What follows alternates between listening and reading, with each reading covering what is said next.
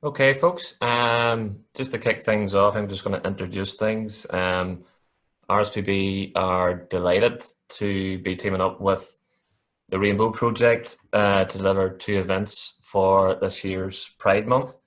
And this is the first of those two events.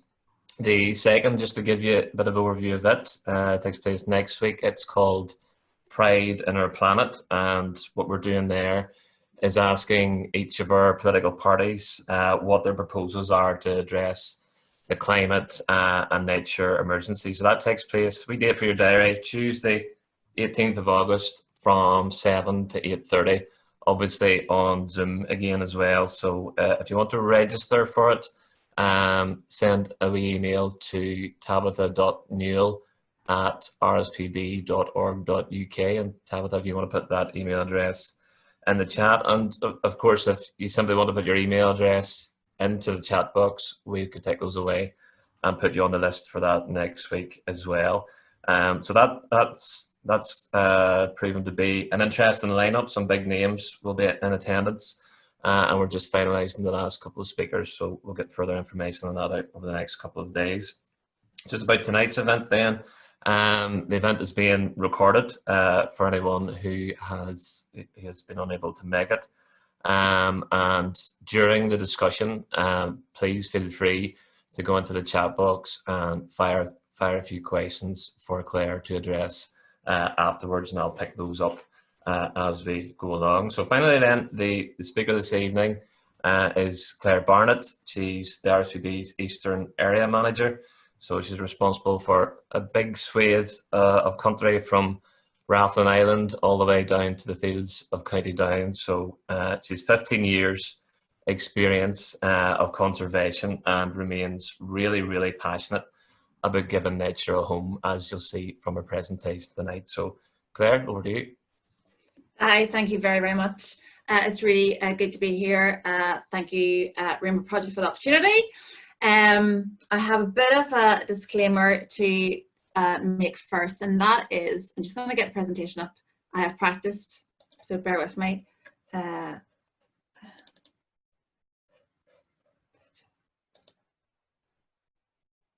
Voila.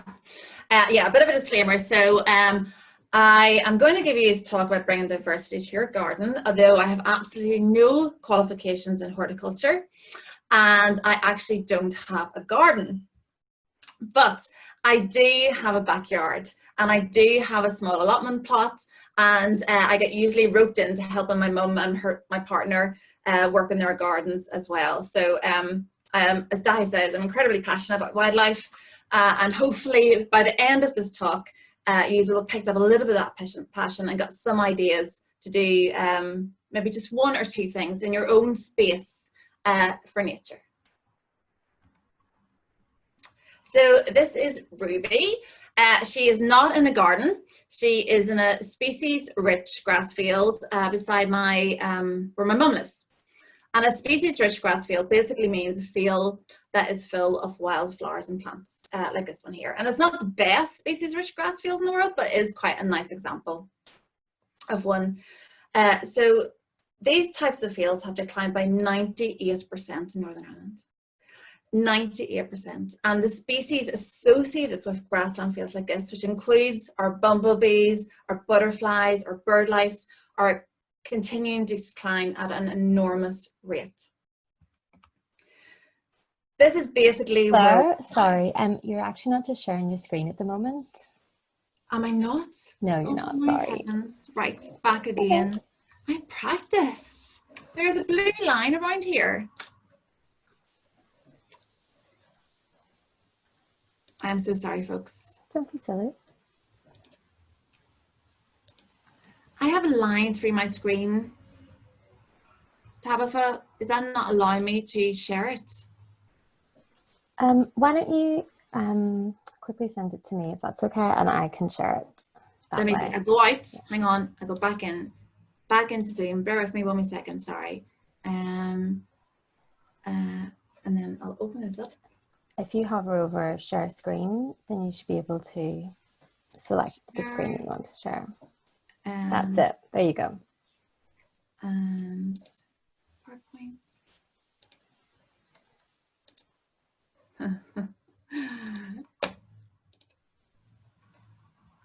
Are you seeing a cute border terrier in a field? We are indeed. Yo, that is Ruby. This is a species-rich field, which has declined by 98%. Okay, so this field, I went on to Google Maps or Zoom Earth and zoomed out to have a look at what is surrounding this lovely little field. Now, just have a look at that map and see if you can figure out which field Ruby was in. I'll give you like 3 seconds. Okay, it was this one here. Now, the one to the right of it looks even better, but that was actually sold about 10 years ago as a site for a house, so that's gone. And the rest of that picture is made of intensively farmed grassland. The big slurry tank right in the middle, that big circle, and all of those fields, you can see the lines where the slurry is just pumped out. And if you're not surrounded by green, shiny ryegrass, you might be lucky enough to live in an area where there's cereals like wheat and oats still grown, but they are disappearing very, very quickly. So I must stress, this is not farmers' fault. RSPB work with over 400 farmers in Northern Ireland, and it's capped at that number due to our resources, not the desire from farmers to get advice and how to look after the farms. But what we want to do as an organisation is support farmers so they can manage their land in a way that is beneficial for nature, as well as being able to bring an income for their family farm.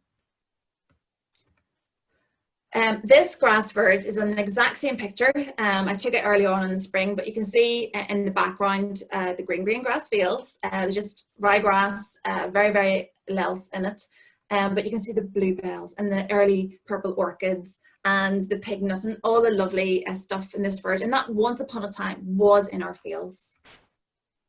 You'll also see, if you're driving around at the moment, lots of campaigns and posters on our roadside verges like this one here, which is Don't Mow Yet. This is a Causeway Coast and Glens one, but there's ones across nearly every county has something like this, and it's encouraging people not to cut our grass verges, because this is where a lot of the biodiversity is in our countryside, which is very, very sad. So on that, off the countryside in Northern Ireland, let me think, 1 million hectares are farmed. And in our, which just shows you how important our gardens can be. So this is another Zoom Earth picture of Belfast. I just literally picked a spot and went in to have a look at this. So 65% of the population in Northern Ireland live in urban areas. This is not taken away for all the countryside gardens. I just don't have a figure for that. And so a quarter of the land mass in our urban areas are gardens. This does not take into account backyards, balconies, windowsills, other spaces that people can utilise to bring wildlife closer to themselves. So just have a look at this picture, go back to where we are in our countryside, and just realise what we can do in our own gardens to help save nature. The Nature of Gardens report was actually a report carried out by B&Q. RSPB did review it along with other environmental charities, and basically it was looking at people's desire and need for a green space close to them, a quality green space. And obviously with recent times and lockdown, we've all sort of slowed down a wee bit, started to appreciate the space that we do have and tried to make the most of it. So this is kind of building on that, for us all to slow down a little bit, stop, listen, look, and just enjoy it, and try and attract as much into that space as absolutely possible. So it's not just good for nature, it's not just good for all of those species, many of which are in decline, but it's really good for us. It's good for our souls, it's good for our well-being, and it's very, very good for our mental health. So one of the easiest ways you can bring in certain bird species into your garden is by providing food. This is so easy. This is a Niger seed feeder in my mum's garden. It looks really dirty, but mummy is very good at cleaning them. So it's really important to try and clean your feeders as often as possible. So every time you refill it, mum will give us a good clean out with a little bit of disinfectant to stop any spread of disease. And you have a little siskin here and a goldfinch. These are both finches. They love Niger seed. If you put it out, it will take no time at all for these birds to find your garden. But the more variety of food that you put out, the bigger selection and bigger diverse species of birds that you're going to bring into your garden. So this picture here is brilliant. And one thing I must mention, if you are putting out feeders, try and put them somewhere where the birds have a little bit of security. And that basically means that if a sparrowhawk or peregrine falcon or a pussycat came along, they had somewhere to run into and take cover and hide from any predators that are there. So this garden is brilliant. They have lots of different feeders. I want you to watch really closely. This is a relatively new bird species to Northern Ireland, probably in the last 5 or 6 years starting to come in. It has, it just was never here before. We never lost it as such. It was in GB, but it was never on the island of Ireland before. So it's just come over and it's still quite scarce, but it's very widespread. So this is a little video that was taken outside Lisburn. The man wouldn't allow me to disclose who he was or to credit it in case a pack of twitchers turned up, which I don't think will be the case, but just enjoy this for a wee second. I might play it twice because it's so good.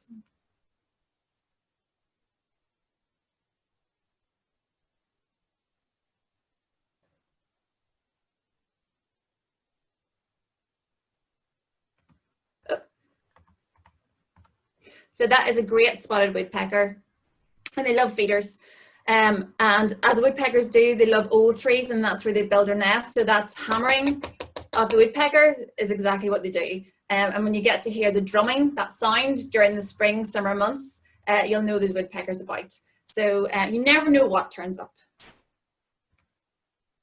So this is a bullfinch that was taken. Back of my house, I just live in a small 2-bed terrace, but in the back of my house is a railway line and is absolutely fantastic. So I include that in my garden space, and they love coming into berries. So winter food source is really important. Natural food source is really good. But the natural food source for berries and stuff is there in the winter time. And bullfinches will come in and they will clean up this very, very quickly. Sloes, hawthorns, lots of natural hedging is really, really important and provides lots of easy food for birds like thrushes and song thrushes and blackbirds, that sort of thing, love big berries on trees. So I kind of want to take this an opportunity to introduce you to some of the other team members in RSPB Northern Ireland. In the top left-hand corner is Terry Goldsmith. He is our senior fundraising officer. So Terry's job is to find money and bring it into RSPB. So he works with a lot of corporates, lots of different things, but it's basically to fund the work that we do. Terry's background is kind of in banking, so this is a really good role for him. But before that, he was one of the founding members of Bog Meadows in Belfast. So Bog Meadows is somewhere where I go every single morning at the moment for Dahi's walk run challenge. So I'm out there every morning and I see bullfinches every single day. So there's lots of lovely stuff and lots of lovely space to have there. So I asked some of the team to send me some pictures from their gardens that kind of inspire them. And this is Terry. I'm torn between a hawthorn and a blackthorn. I think it's a hawthorn, but it produces nectar source in the spring and summer months. So this is a lovely speckled wood butterfly. We have about 25 species of butterfly in Northern Ireland. I think 9 of those species are have suffered a 41% decline, since 2006. So some of them are in serious trouble. But they love things like this. And then that hawthorn will turn to berries in the winter and it'll feed the birds. Really simple. Not all the birds that we have obviously come to feeders or eat berries. This is a little tree creeper. It's not the best photograph, but it feeds on insects. It loves going up and down trees. They're the most amazing little bird to watch. But if you have to be very quiet and just watch, but they'll work their way up the bark of the tree, picking out all of the insects. And then they fly down. They can't walk backwards, so they fly back down and then walk back up again. It's really lovely to watch. But things like the tree creepers and pied wagtails and things, they only eat insects. So it's really important to have lots of vegetation about, which we'll talk about very shortly. This is a little baby robin. Another thing that's important about gardens or the spaces that we have is to try and include cover, somewhere for them to feel safe. So birds are no different than ourselves. We want food in our bellies. We want somewhere safe to go home to. And we want something else which I'll talk about in a minute. But so shelter is really important. So putting up nest boxes is a really, really simple way of attracting birds into your garden.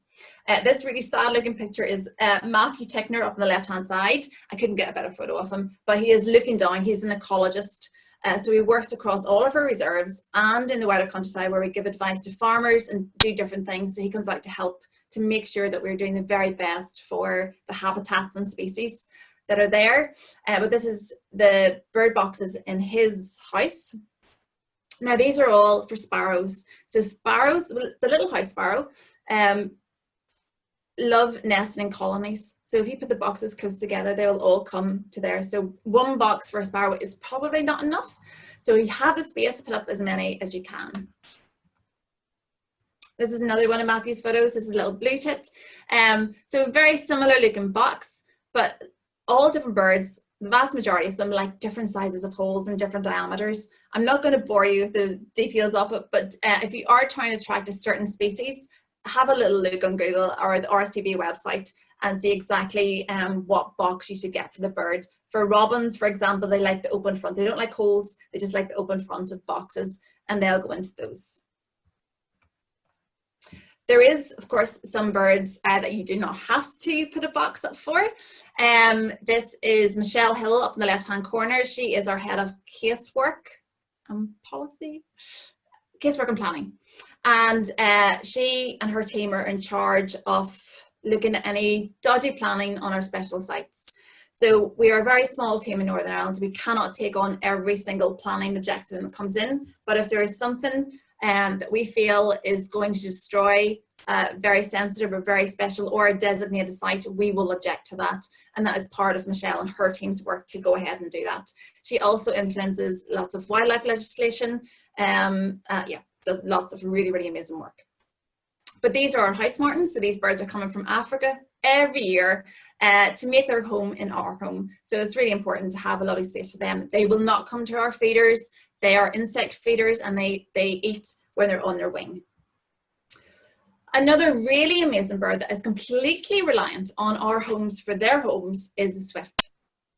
Now the swift comes from sub-Saharan Africa every year. It travels 4,000 miles to come and nest in our homes. It usually goes under the eaves. It's a very, very clean bird. You would not even know it's there. I do not have any nesting. This is my backyard. I don't have any nesting here, so I've put up some swift boxes to try and encourage them to come. So I've had juveniles taking a look about, but hopefully next year I'll get some nesting birds. The swift is a really amazing species. Now it is mostly associated with kind of urban areas because of the housing there. But this bird, once it leaves its nest, it will not land again for maybe 3 whole years. It does everything on the wing. It does everything in flight. It drinks on the wing, it eats on the wing, it mates on the wing, it sleeps on the wing. It is just a really, really amazing bird. And what's happening, unfortunately, this bird is declining also at an alarming rate. It's coming back from Africa 4,000 miles every year to find out that its nest, its hole in the house has either been boarded up or the house has been knocked down completely.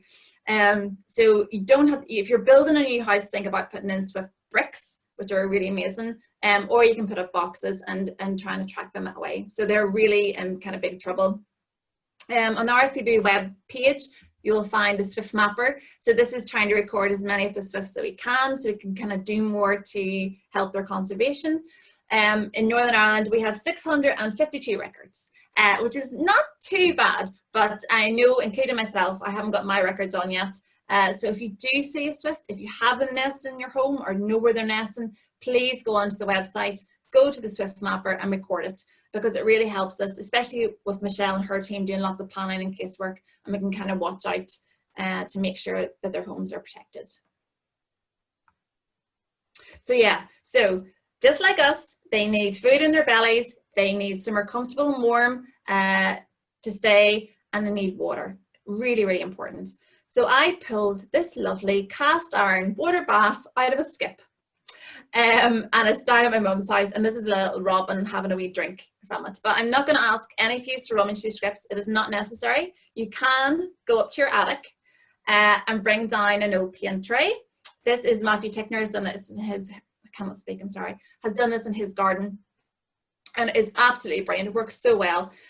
Why it works really well, these are house sparrows, and they're going to drink, but they also need to wash the feathers to make sure they can fly. It's really, really important. But if you think about a paint tray, it's got 2 levels, and that's really important. So the wee birds don't get stuck, or insects or amphibians or other stuff that goes in there can get out very quickly. So try it and see what happens. So now I want to go in and talk a little bit about what we can do in our own spaces, not just for birds, but for other things. And I want us to remind ourselves why we're doing this. So we're doing it for nature, but we're also doing it for our own mental health and well-being. So when I was walking around Belfast, I was on a street, and I just saw this yard. It was in the front yard, just front yard. I took a picture of it because I thought, not very inspiring. Because 5 houses down, there's this. And the difference, folks, from how you feel stepping out into that to stepping out in that, surely to goodness, there has to be some merit in all of us trying to do a little something, even if it's not for nature, but nature will absolutely come to that. Even if it's just for ourselves, we should really think about what we can do. So they have literally just planted a wildflower mix in the front of their garden, and boom, look at that. And in the planter in the windowsill is an evergreen shrub called a hebe, H-E-B-E. It's absolutely brilliant. Lots of different varieties, but it has really great flowers. And each variety will have a different flower, but bees absolutely love it. So this is really lovely. So I thought, rather than slagging off other people's gardens, like the concrete one, I thought I'd show you my backyard. So it is a work in progress. I do not get a little sun, so I don't have a lot of flowers. So I just have to try and make do with what I've got here. And I use a lot of mirrors in my backyard because for the sunshine that I do get, it helps reflect it across. And I do get my peonies out. In the back of this picture, that purple flower is a salvia amistad. It is amazing. It will literally flower from July right through to November. It is brilliant. And on the back wall, I've got an evergreen honeysuckle, which is great. So the bullfinches come in and take the berries from the honeysuckle once the flower is over. And I have an evergreen jasmine, which is amazing. When it's in flower and it's just past flowers, say it flowers in June, when you step out into the yard at night, it lets a scent out at night. So the smell in the backyard is really, really beautiful. But they let the scent out because they want to attract moths. Now, I do not have one decent picture of a moth, but moths are really important as well for pollinating and just for lots of different things. So they'll be attracted into night scented plants.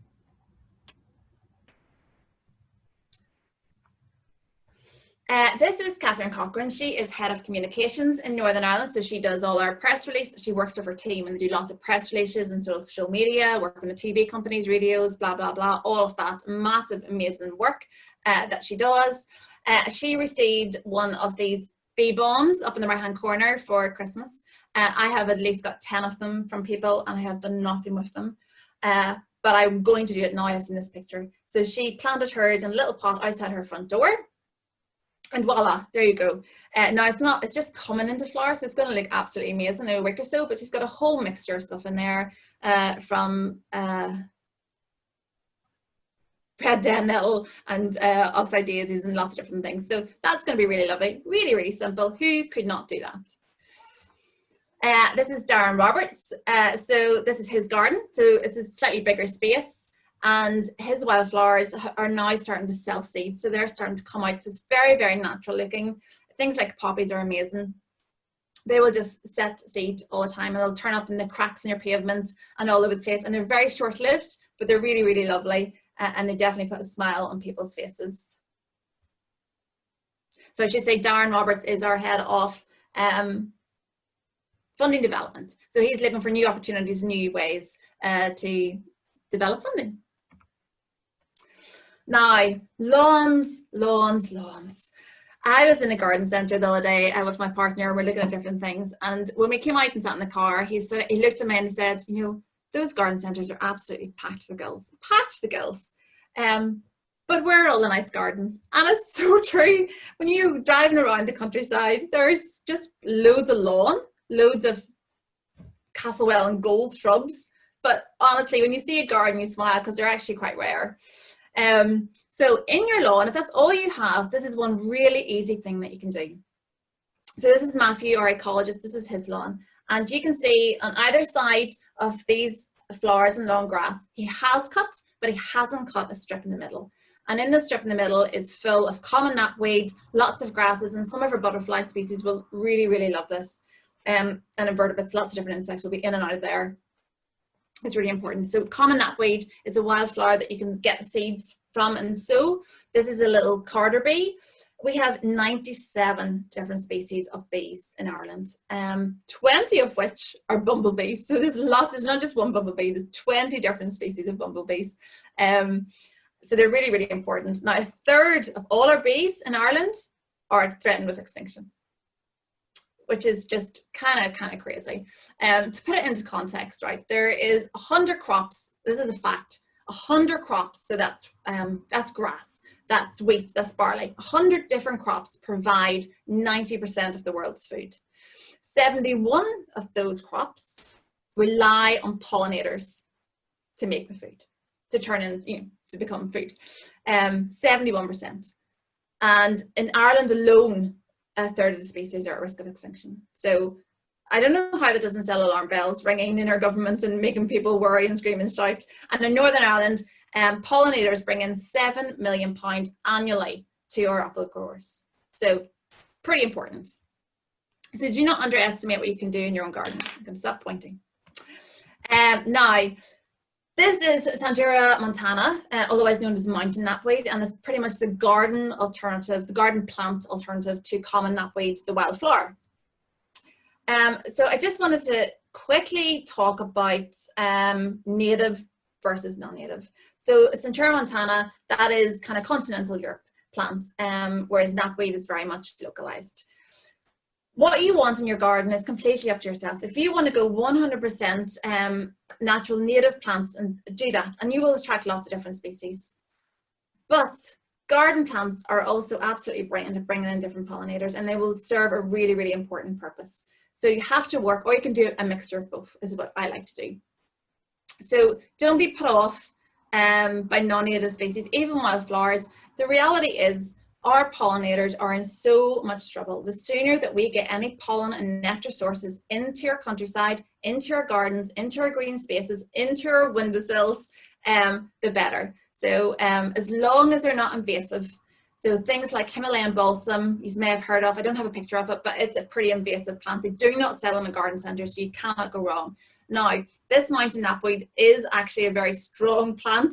It will take hold, so if you have a big space, put it in, but it will develop very quickly, but it will flower for ages. It'll flower from early spring. If you deadhead it, and you hear gardeners talk about deadheading an awful lot, all you do is when the flower is almost over, nip it off, and that will reflower itself. So plants, flowers, all they want to do is reproduce. So the flower turns into a seed. The seed is then either spread by the wind or by pollinators. Out, job done. You take away the seed, the flower, it doesn't get to turn to seed. So the plant panics a wee bit and goes, right, I'll produce another flower. So you get another big flush of flowers coming through. So this is a little carder bee on Matthew's knapweed up in Portrush, and this is a lovely painted lady on my knapweed, my mum's knapweed in Clocker. So the painted lady is a migrant butterfly. It comes the whole way from North Africa every single year. So I don't know what that is. I don't know, 3,500 miles. This little butterfly flies 3,500 miles over here, and it lays its eggs. It uses our plants as food plants for the caterpillars. So really, really important to have different plants, which I'll talk about in a few minutes for that wee butterfly. So I have a bit of a boo-boo here on the left-hand side. This lovely white tall plant is a hollyhock, and somebody grew it from seed and they give it to me as a little green plant.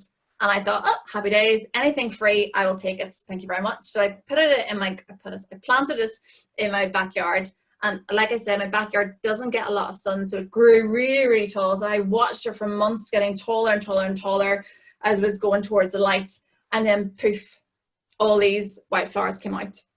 I should be happy because it looks quite nice, but these are double flowers. These are absolute boo-boos for pollinators.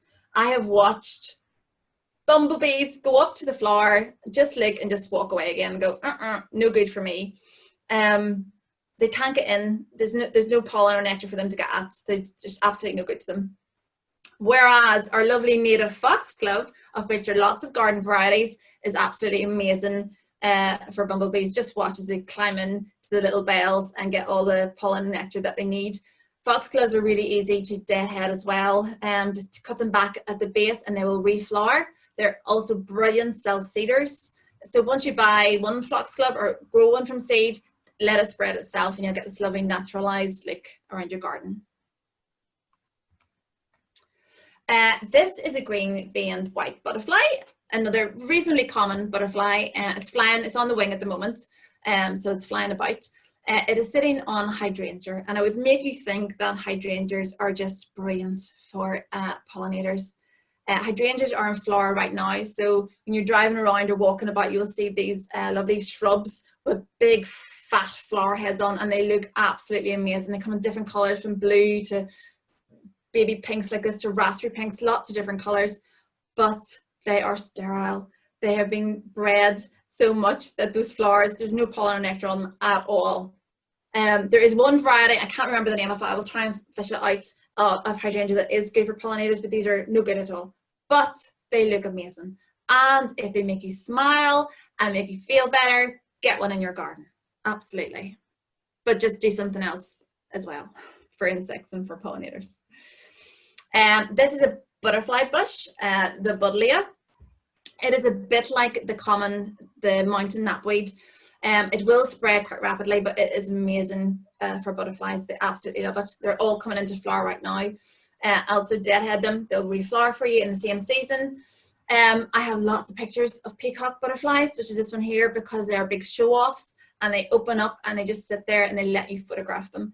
Whereas some butterflies are much more difficult to photograph. So peacocks are also on the wing now, so keep your eye out for them. You'll recognize them quite simply. They're a big butterfly. When their wings are closed, they're very black, and they have these big peacock eyes on their wings. This is Tabitha. Tabitha, I forgot your title, but it is something like Campaign Policy Officer. And this is Tabitha's mum and dad garden here. So it's quite a more formal garden, which I really like. But you can see there is nothing in there that wildlife is not going to love. So whatever your personal choice is, if it is a bit of a wild furore of a thing, go for it. If you like a more formal approach, then make that happen. It's absolutely brilliant. So Tabitha does lots of campaign work for us in agriculture. I'm going to talk about one of them later on, but agriculture campaigns, but also just people engagement and saving nature campaigns to get the general public involved in the work that we do and kind of share that information about. So in the foreground of this photograph is one of my favorite plants. It is the purple one. It is Verbena boreaensis. It is really lovely. So there's lots of different varieties of verbena that you can get. Some are quite small, some medium height. They flower really well. Insects love them. Verbena boreaensis is absolutely brilliant because you don't need to stake it. It's really, really strong, and butterflies absolutely love it. This is another painted lady. So this is a migrant butterfly that comes from Africa every year, and it is just really enjoying that. So the verbenas are out in flower at the moment, but they're brilliant. They self-seed. If I was here in person with you, I'd give you all a plant each to take home because they're brilliant, but they self-seed in a lovely way, and they're beautiful. They're lovely. So there's just a few other wee plants I'm going to pick out that are brilliant for pollinators and other invertebrates. So it's worth your while investing in them or growing them from seed or taking cuttings from someone as well. So this is the sedum, lots of different types, also known as the ice plant. This one here is a very green leaf. The one with the wee carder bee has a much darker, richer kind of green leaf. Didn't describe it very well, but they're both really, really good for pollinators. So yeah, and a lovely flower as well. Big, big head. This is a small tortoiseshell. I find them impossible to photograph because they would not sit still. But they're on a wallflower. Bull's Maeve, this one's called. It is brilliant. It flowers all spring and summer. It does not stop. If you deadhead, it just keeps coming, and the butterflies love it. I have a little video.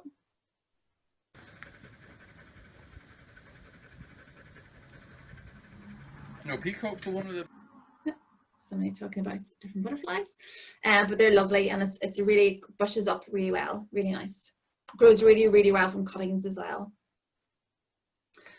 This is a plant no one's heard of, no one talks about it. It's called Ligularia, and it is not the most attractive plant, but boy, oh boy, oh boy, do butterflies absolutely love it. So it's in flower at this time of year, and there's quite a gap in nectar and pollen sometimes at this particular time, so it's a really, really good one to have in for August. You see in this picture on the left, this is my mum's garden, and she's got 4 peacocks on it. And then you've got this lovely one here. This is a red admiral. This is another really lovely butterfly that we have in this country. I haven't seen one recently, but they should be on the wing as well. So plant pits are really easy. I took a cutting from, not a cutting, I literally got a spade and stuck it in the ground and took a big chunk of it out and replanted it, and it did really, really well. So this blue flowered plant is called Nepeta. That's good to read it. And is also another one of those. It's really easy to propagate. It's really easy to divide. So you don't have to go out and buy all of these plants. Go to your friends, go to your parents, go to your aunties and uncles. If they have garden plants, take a bit off at home, stick it in, and it should do very, very well. So this is Nepeta. This video was taken at like 7 o'clock in the morning. So there's only one bumblebee on at the moment, but usually it's absolutely chock-a-block with bumblebees and different insects. But the Nepeta is also more commonly known as catmint or catnip. And I have one in my backyard, but it never gets a chance to flower. So for anybody that has a cat, the catnip is in your cat toys. It's the dried leaves of the Nepeta. And this certain particular cat is in love with the catmint in my backyard, and it doesn't get a chance. This is another lovely, lovely plant. Oh, it's beautiful. The leaves are gorgeous. It's called lamb's lug or lamb's ears. Divides really well. And bees love it. So this plant, I took this at the weekend, this wee video. It is nearly over, so the flowers are nearly gone on it, but there's still bumblebees buzzing away, taking all the flowers. It's just really amazing. Please note the dandelion clock in the background. So goldfinches, all the finch families, they love those. They will go in and they will take the seed at the bottom of those and they'll devour them. Thistles and dandelions are another really good source for finches. This is another couple of lovely ones. So when I was talking about the hollyhock, that big white flower, which is really double, I'm going to play this video of the pink flower now. This is a Japanese anemone, really beautiful flower, but just look how open that flower is. And you'll be able to listen to the bumblebee go around it, but look at his back legs. So bumblebees, all bees, gather up their nectar and pollen and they stick it in their back legs, back pockets, basically, and they gather it up. So you'll see little yellow sacs in the back of his legs.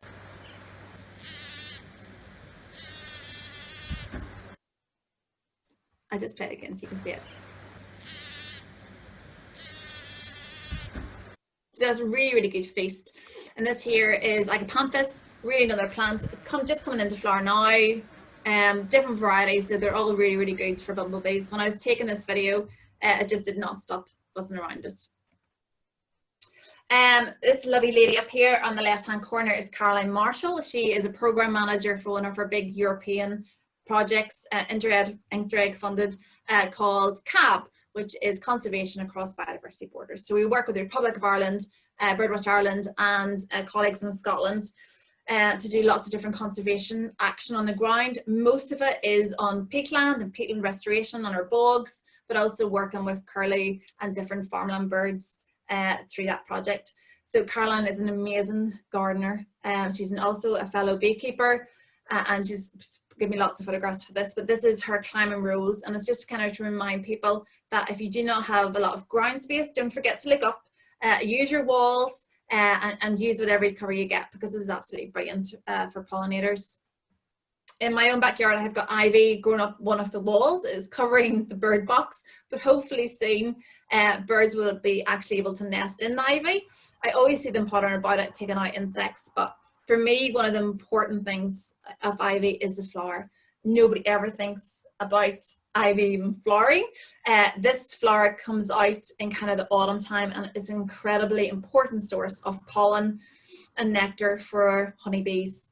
and they really rely on this to build up their stores for their winter time. So cannot go wrong. So that's in the winter. And then when bees, all bees come out of hibernation, one of the first flowers they go to is our lovely little humble dandelion. So try and not cut your lawn if it's got dandelions in it too early, because the bees will really, really be thirsty and hungry, and they will go straight to this to get some food. Now, I do not have a photograph, stupidly, but this time of year we're coming into September and in the autumn, and that, folks, is when you start to plant your bulbs. So spring flowering bulbs like crocuses and tulips, oh my goodness, they are a lifesaver for our pollinators and our bumblebees. So please start planting them now, and then they'll have a lovely show through the winter. And there's so many different types and varieties that you can put in, but they really brighten up the garden. I love it when crocuses and snowdrops keep coming up in the spring, and kind of, you know, there is life after winter, but really, really important. Now, this is a little video of honeybees in my backyard.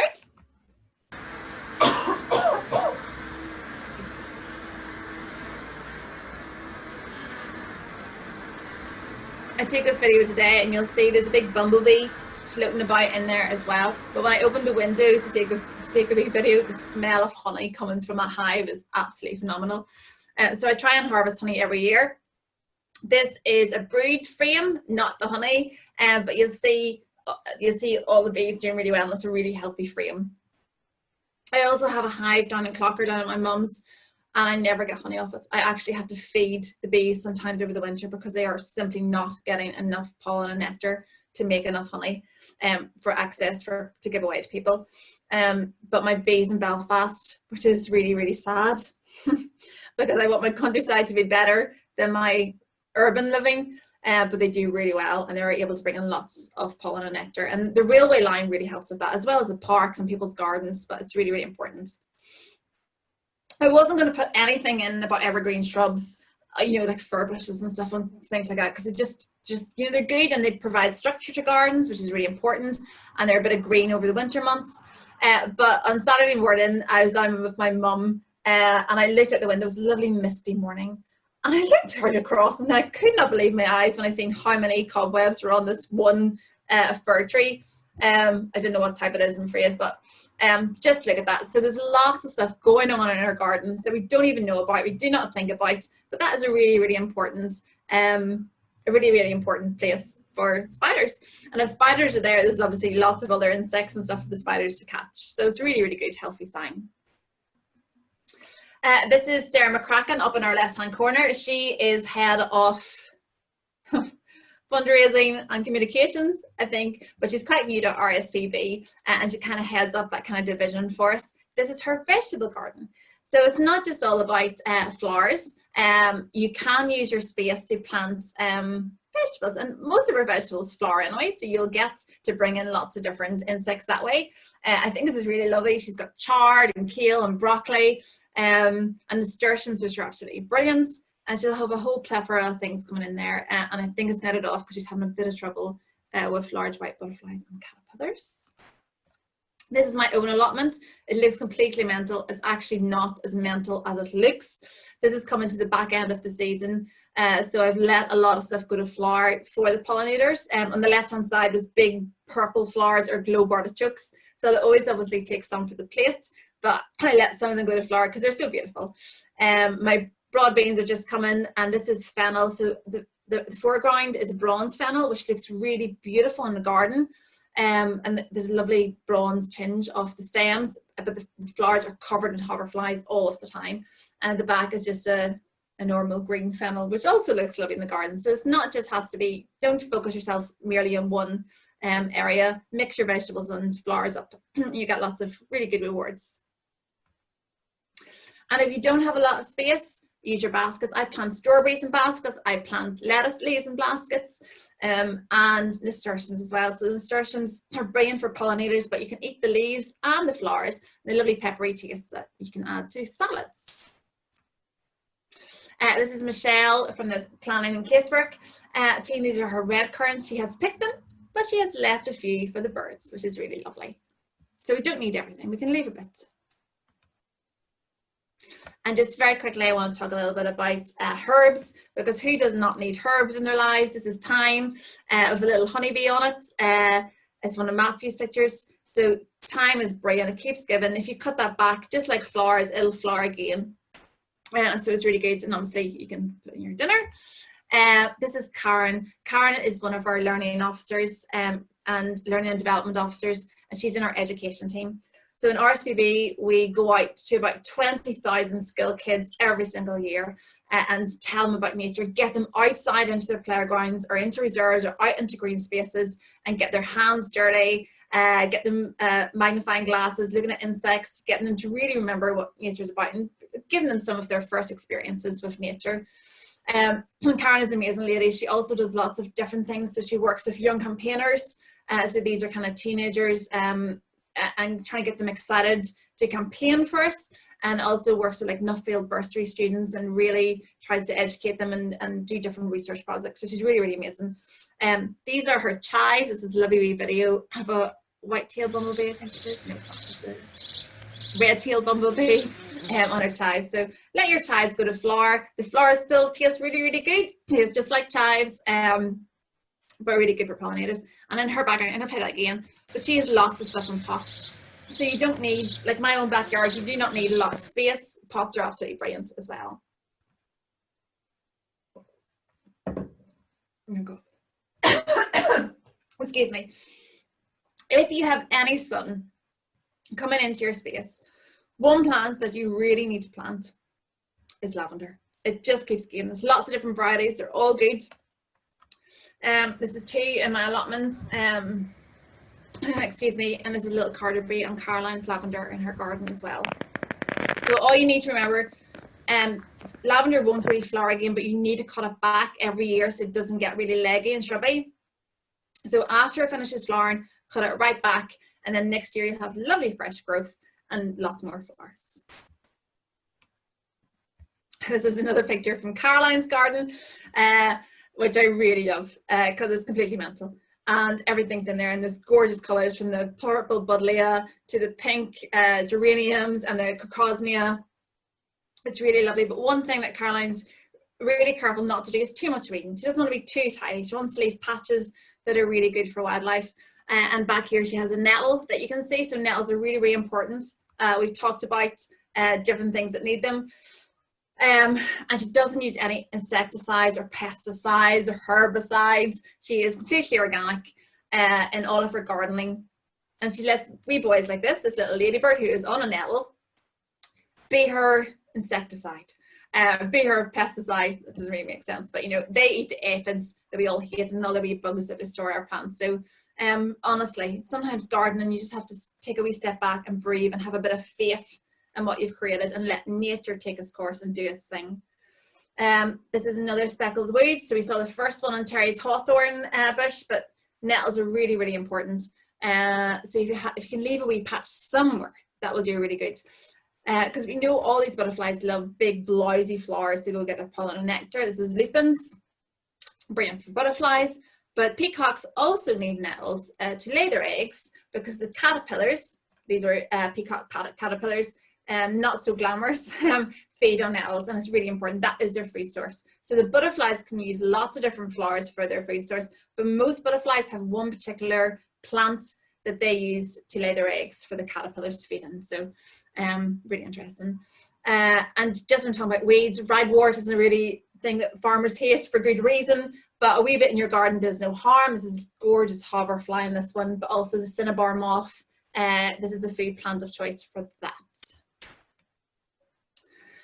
So lockdown was very productive for some people. Michelle and her daughter Florence made this. So Florence is off from school. This is part of her homework, her everyday learning. And everything made in this here is completely recycled or found lying about the place. Although it's very, very impressive.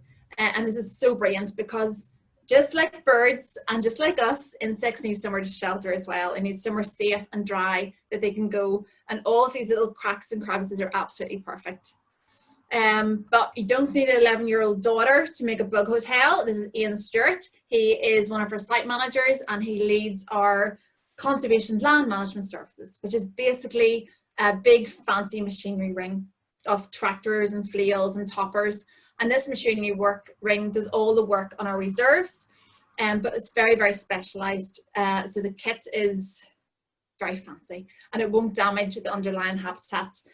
So we use it on our reserves, but we also use it in the wider countryside for other landowners who pay us to go in with our fancy kit and do the work. So it's a win-win. We get to protect lots of really important habitats and we get a bit of income as well. So it's really good. So this, I'm sure you won't mind, but he was furloughed because he couldn't do his job at the time. And when he wasn't farming, he took on another little project, just like Flo. This is an old dog kennel that was stuck up in his back field. And he turned it into a very luscious, a lovely book hotel. So he did put some special felt stuff down on the roof to make it waterproof, and he planted it up with sedums and alpines. So they look really, really beautiful. So he did a really good job.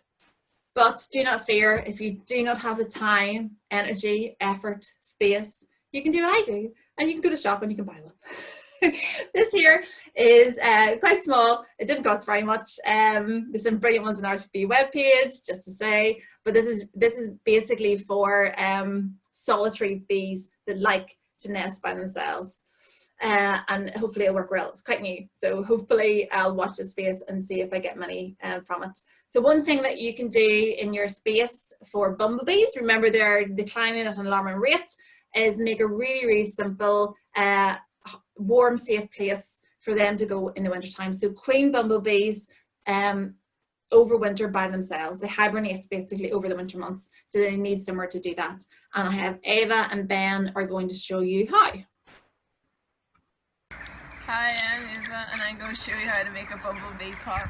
So you just take a normal pot and put moss at the top to stop rain or water or anything getting in, and then you get straw, dry straw, hay, dry grass, anything that will keep them warm, and put it somewhere safe and just leave it.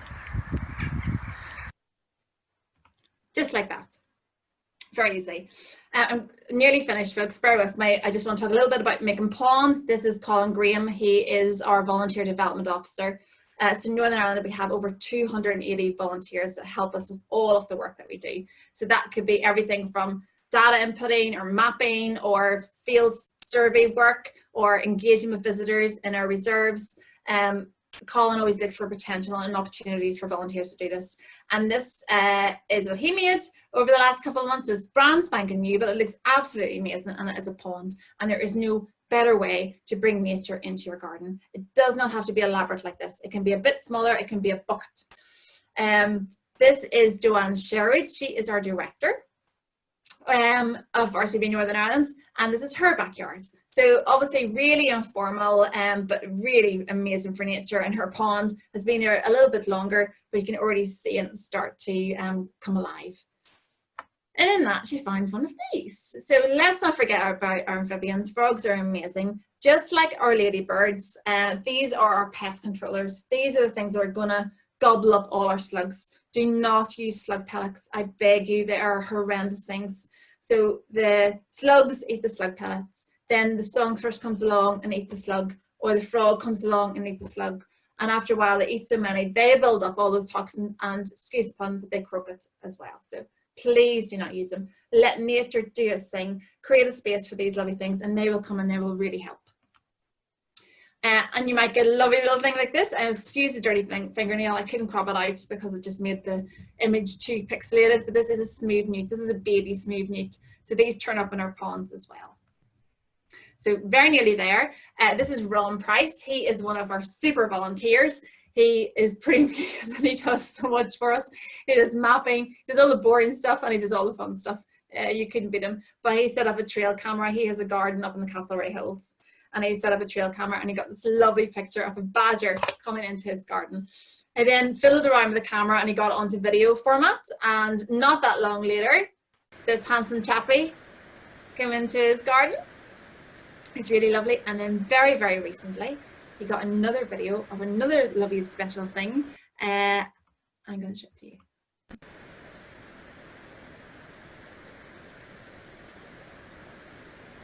So hedgehogs are in really, really big trouble.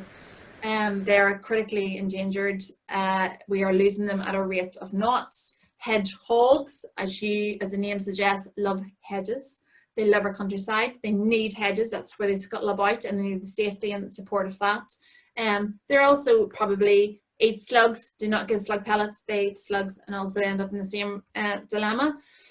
This is Gregory Willihan. He is our head of operations, so he manages all of the work that happens in Northern Ireland on the ground. That is his job. So it's quite a big, important job. But this is Henrietta, and this was Henrietta was coming to his garden every night when he was living on the Ormo Road. So never, ever, ever, if you do lucky enough to get a hedgehog into your garden, do not feed it milk, but cat food or dry biscuits, dry cat biscuits or dog food works really well. So Henrietta was really skinny when he came to Gregory's house, and then she got really fattened up really nicely. I do not have a picture of it, but I do not want to forget about bats. Bats can come into your garden, they can forage over your trees. This is Michelle's on-cuts bit, and she has bats foraging here over the time, but you can see them in the house. Really, really amazing. If you have bats, you're very, very lucky. This is not a garden bird. This is not a garden. This is Neil Warnock up on the left-hand side. He is a senior conservation officer with RSPB, and he does lots of things, but one of them is working with our farmers. I'm managing a team of advisors that give advice to farmers. This is a lapwing chick. Lapwings have declined by 83% over the last 20 years. We have not very many pairs left, but they love peatland habitats. Peatland habitat is really, really important for us, not just for bird life and invertebrates and plant life, but from a carbon storage, from water storage. They're really, really important.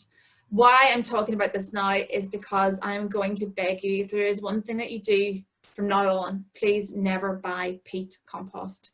This is where it comes from. We are tearing it up from our countryside, from really, really, really special sites to put into our gardens. So we are destroying the habitat in the countryside to create stuff in our own gardens, which is ridiculous.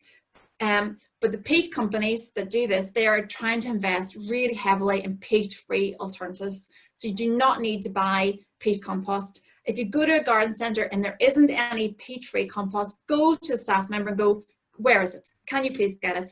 Let there be a demand. Make them know that there is a demand for it. It works just as well. Of course, you don't have to go buy it. You can make your own. You can buy one of these little compost pods. Absolutely brilliant. Or this is Matthew's again, and just a wooden structure of pallets, and voila, he's this gorgeous compost, and the little robin who is the gardener's friend, as we know. I'm going to finish off with just a few slides of where you can go to get some more information from online resources. RSPB is a partner in the All Ireland Pollinator Plan. They have loads of stuff on there about bringing pollinators to your garden. We have just missed butterfly conservation's big butterfly count, but if you get started now, you'll be all set for next year. It's really important collecting this data so we know how our species are doing. RSPB website, loads and loads and loads and loads of stuff on there. Go and knock yourself out. It's absolutely brilliant. And if you fancy a walk somewhere away from your home, you could go to one of 2 of our reserves that have really lovely garden habitats. They're not formal gardens, of course, they're very wild. This is down at Portmore Loch outside Achalee, outside Moira. Lots of lovely things to see there. Please go pay it a visit. This is Belfast Harbour, window on wildlife. We have a wildlife garden outside the front. Go have a look around. The visitor centres are still closed at the moment, but the hides are open so you can go and see what's happening with the bird life as well. But please go. And lastly, but not leastly, leastly, is that a word? Lastly, but not least, sorry. If you do anything, can I please ask you to sign up for Actions for Nature? I don't know how much you know about RSPB, but it was set up back in the late 1800s by one woman called Emily Williamson and her friends. This is before women had the power to vote. And it was her job. She found out that people were killing avocets and egrets, these gorgeous birds, so they could wear feathers in their hair. So she decided this was utterly ridiculous. We have to stop it. So this one woman with her bounty team of friends, within 5 years, they passed wildlife legislation to stop this. And RSPB was formed. And like since then, our mission has not changed. We are still here to save nature. That is our job. And to save nature, we need voices. We need everybody to work with us and shout as loud as we can to say, we do not want to live in a concrete jungle. We do not want to live in a big green, fluorescent green landscape. We want wildlife, we want nature, and you need to support that to make it happen. So please, hashtag action for nature. I'm going to leave you on this lovely picture of a long-eared owl chick, which was in a garden outside Banalhinch. So they don't need nest boxes, they just need a nice tree, and they just turn up. So you just never know what you will get in your garden. That is everything from me. I'm sorry I was a bit longer than I expected, but thank you very much for bearing with me. Brilliant, Claire. No, everybody really enjoyed it. Lots of positive comments coming through there on the chat, and nobody dropped out during the whole presentation. So absolutely fantastic. A couple of questions. I'll just give you the two. Amy wants to know how rare is the greater spotted woodpecker, as she had one in her garden this weekend. And Emma Robertson asks, aren't the murres dangerous for bird strikes?